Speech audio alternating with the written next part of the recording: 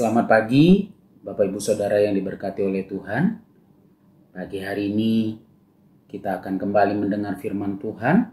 Tapi sebelumnya, mari kita menaikkan pujian kita, penyembahan kita lewat lagu yang akan kita dengar saat pagi hari ini.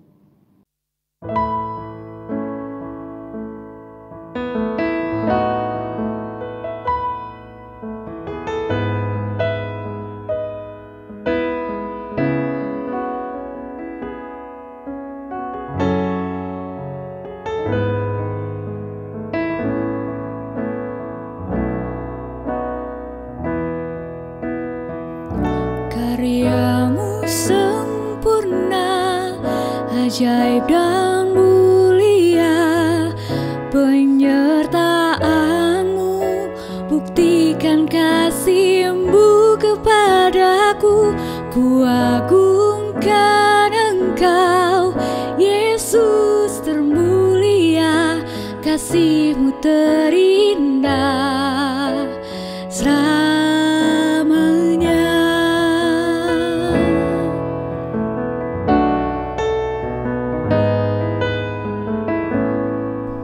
Bapa yang setia, tak pernah sedetik Kau tinggalkan diriku. Hatiku teguh di dalam janji-Mu sampai ku melihat kuasa-Mu. Karya-Mu ajaib dan mulia, penyertaan-Mu buktikan kasih-Mu kepadaku. Ku agungkan Engkau, Yesus termulia, kasih-Mu terindah selamanya.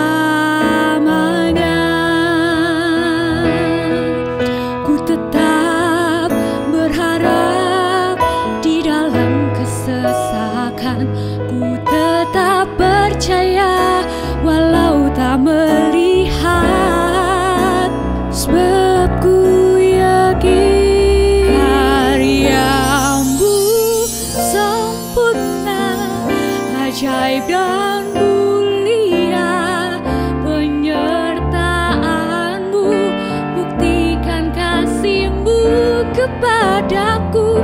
Ku agungkan Engkau, Yesus termulia, kasih-Mu terindah selamanya. Karya-Mu sempurna, ajaib dan mulia, penyertaan-Mu buktikan kasih-Mu kepadaku. Ku agungkan Engkau, Yesus termulia, kasih-Mu terindah selamanya.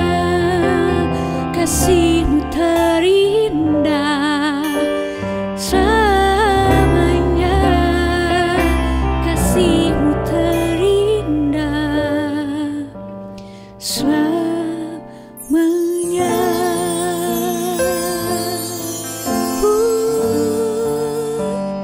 Terima kasih Tuhan. Mari kita berdoa. Kami bersyukur kepada Tuhan kalau Tuhan masih memberi waktu dan kesempatan buat kami menikmati berkat-berkat-Mu.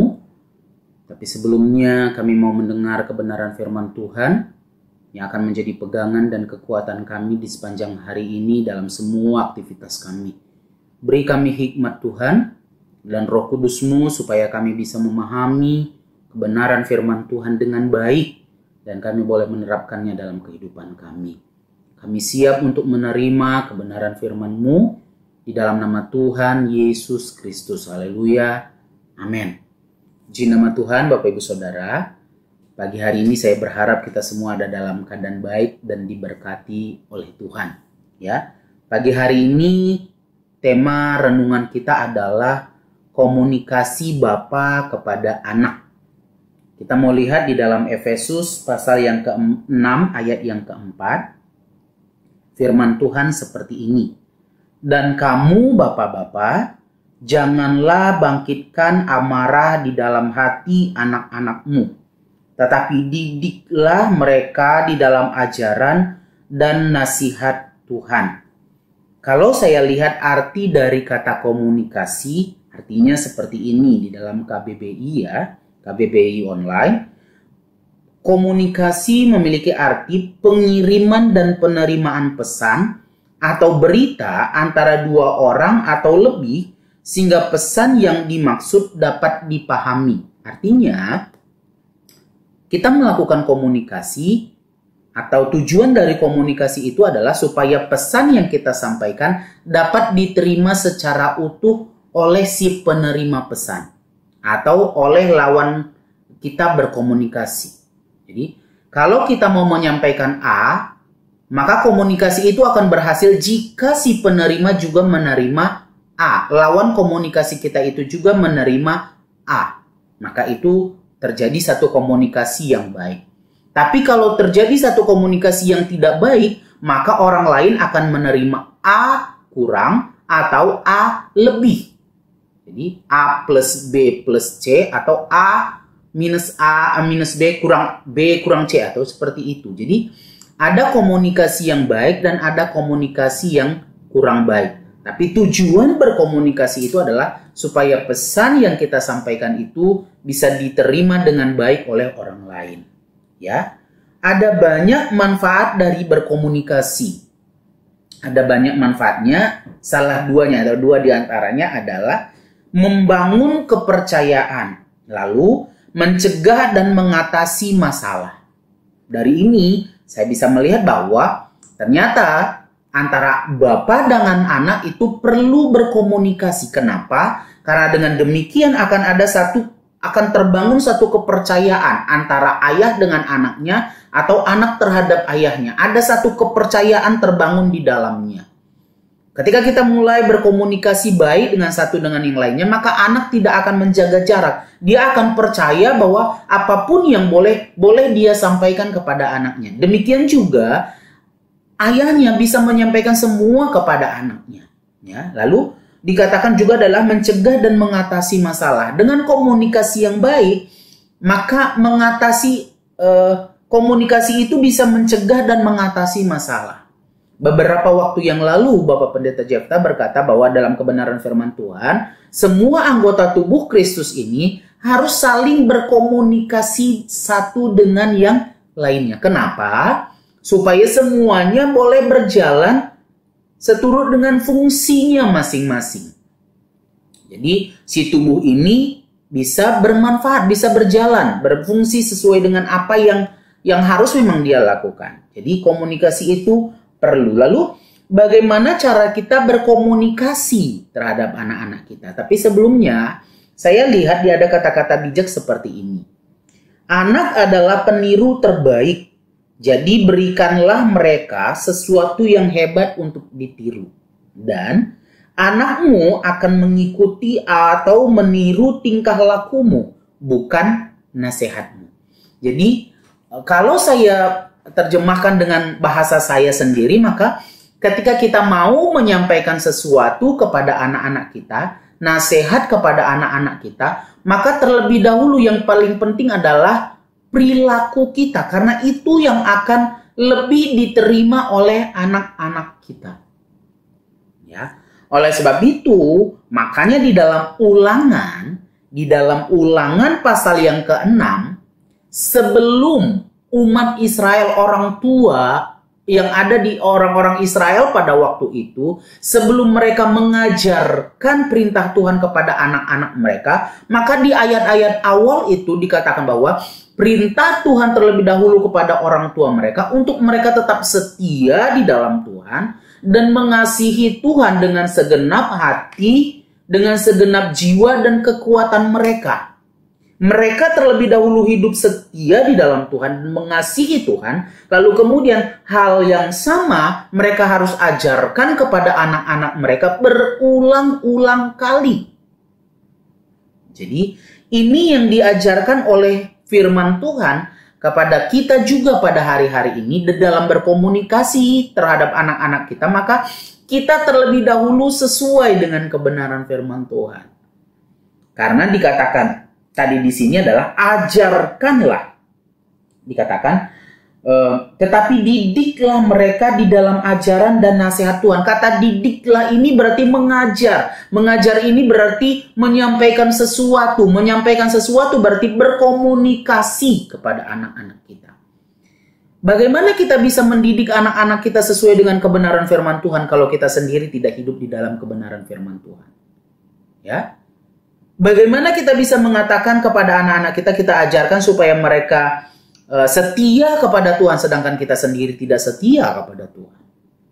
Bagaimana kita bisa mengajarkan kepada mereka supaya mereka sabar kalau kita sendiri hidup tidak sabar? Hari lepas hari kita mudah emosi, mudah marah. Kemarahan kita bisa meledak sewaktu-waktu. Bagaimana kita bisa mengajar mereka untuk mereka bisa meredam amarah mereka? Bagaimana kita mengajarkan mereka supaya mereka bisa tetap sabar dalam segala sesuatu? Bagaimana kita bisa mengajarkan kepada anak-anak kita supaya mereka tetap bersuka cita ketika mereka mengalami satu masalah, bersuka cita di dalam ketika mereka mengalami satu ujian. Sedangkan kita sendiri sebagai orang tua, sebagai seorang bapa, ketika mengalami satu masalah kita mulai down, kita mulai lari daripada Tuhan, kita mulai mengeluarkan kata-kata yang tidak baik kepada Tuhan seperti orang-orang Israel. Ketika mereka mengalami satu kesusahan, mereka marah kepada Tuhan. Mereka tidak setia kepada Tuhan. Bagaimana kita bisa mengajarkan anak-anak kita kalau kita sendiri tidak hidup di dalam kebenaran firman Tuhan?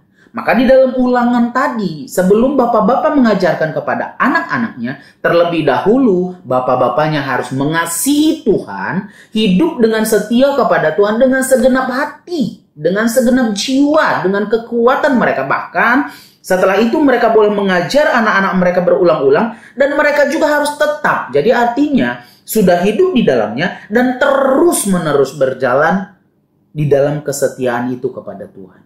Dan terus-menerus berjalan di dalam kebenaran firman Tuhan itu. Kita nggak bisa berkata begini, dulu papa sewaktu seumuran dengan kamu, papa setia loh beribadah kepada Tuhan. Tapi sekarang apakah bapaknya masih setia?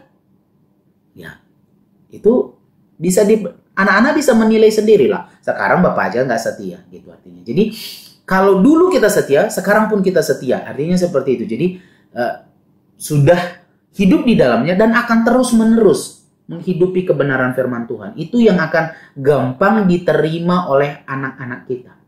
Orang tua yang hidup seperti itu, orang tua yang menghidupi apa yang hendak dia sampaikan kepada anaknya, maka akan lebih gampang diterima oleh anak-anaknya. Misalnya, ini satu hal yang ini saja lagi ya. Maaf, bukan menyinggung. Kamu nggak boleh merokok loh, gini. Papanya aja merokok. Misalnya seperti itu ya, maaf. Atau hal-hal yang lainnya, kamu harus setia, sedangkan orang tuanya saja tidak setia. Kamu harus sabar, orang tuanya saja tidak sabar. Orang tuanya aja gampang marah. Jadi kita harus terlebih dahulu menghidupi kebenaran firman Tuhan itu, lalu firman Tuhan itu juga yang akan kita sampaikan. Bagaimana supaya kita bisa menjadi orang tua yang bisa berkomunikasi dengan baik kepada anak-anak kita. Di dalam Efesus ini tadi, sebelum perikop taat dan kasih, atau sebelum dua perikop di pasal 5 perikop yang terakhir dan di pasal 6 perikop yang pertama ini adalah cara berkomunikasi antar suami dengan istri, lalu orang tua dengan anak.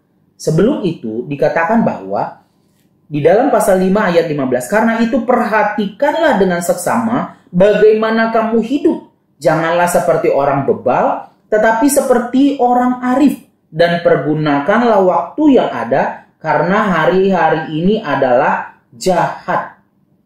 Jadi kita itu harus hidup bijaksana di dalam Tuhan. Kita tidak boleh menjadi orang-orang yang masa bodoh. Kita harus hidup bijaksana di dalam Tuhan. Lalu kita harus dikatakan, dan janganlah kamu mabuk oleh anggur, karena anggur menimbulkan hawa nafsu, tetapi hendaklah kamu penuh dengan roh. Hal yang bisa kita lakukan supaya kita bisa berkomunikasi dengan baik dan benar dalam keluarga, antara suami dengan istri ataupun pada ayat ini tadi antara ayah dengan anaknya adalah, maka ayahnya, bapaknya harus hidup bijaksana di dalam Tuhan. Bagaimana caranya? Harus hidup di dalam roh. Roh yang memberikan kita kebijaksanaan itu. Roh yang membuat kita bisa memahami dengan baik dan benar apa yang dirasakan juga oleh anak kita. Karena cita rasa ya kata pastor, wakil bapak wakil gembala kita, cita rasa. Ada roh itu adalah kasih, sukacita, damai sejahtera, kesabaran, kesetiaan, kebaikan, kelemah lembutan, dan penguasaan diri. Itu semuanya bisa kita ajarkan kepada anak-anak kita. Bagaimana cara mengasihi, bagaimana cara sabar, bagaimana cara setia, bagaimana cara pengendalian diri. Hal itu bisa kita ajarkan dan diterima dengan baik oleh anak-anak kita kalau kita sudah hidup di dalam roh. Kalau roh itu sudah menghidupi kita, kalau roh itu sudah memenuhi kehidupan kita. Karena itu yang akan menimbulkan, roh itu sendiri akan menimbulkan dari diri kita. Jadi anak-anak akan meniru tingkah laku kita, bukan nasihat kita. Bukan apa yang kita sampaikan, tetapi perilaku kita yang dilihat oleh anak-anak kita. Oleh sebab itu bapak-bapak, hari ini bapak-bapak ya, saya juga seorang bapak, harus belajar mengajar anak-anak sekarang ini. Rasa-rasanya tanduk kita mau keluar dengan cara dan pola, dengan tingkah laku, dengan cara berpikir mereka yang kita sendiri tidak bisa pahami. Tetapi kita bisa memahami itu semuanya kalau kita dikuasai oleh Roh Kudus. Maka hiduplah di dalam roh supaya kita bisa bijaksana. Bahkan di dalam pasal yang ke-6 ayat yang ke-10 itu perlengkapan rohani. Akhirnya gunakan semua perlengkapan rohani. Kita harus menggunakan itu supaya kita bisa menyampaikan apa yang harus kita ajarkan kepada anak-anak kita. Karena anak-anak itu adalah titipan Tuhan.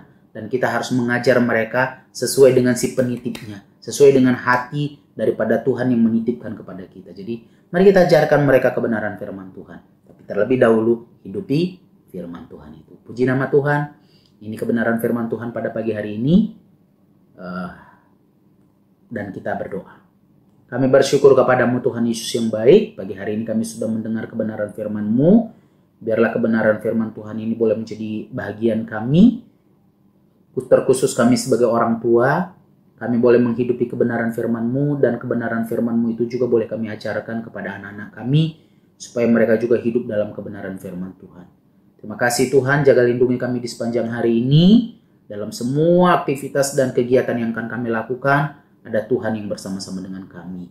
Terima kasih Tuhan Yesus, di doa kami berdoa dengan penuh ucapan syukur, dalam nama Tuhan Yesus Kristus, haleluya, amin. Selamat pagi. Selamat beraktivitas, Tuhan Yesus memberkati.